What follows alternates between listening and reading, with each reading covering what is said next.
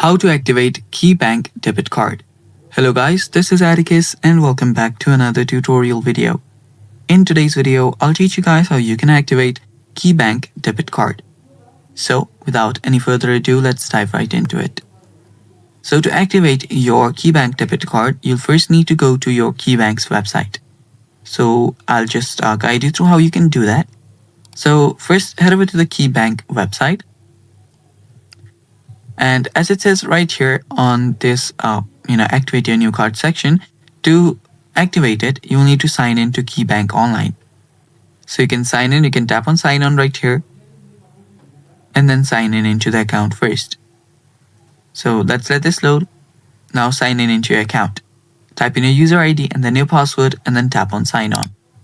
After you do that, select manage card and then activate. After you do that, you have basically activated your card. And that's basically it. Thanks for watching. Stay tuned for more upcoming videos, and if you're new to our channel, don't forget to hit the subscribe button. Thanks for watching. Bye bye.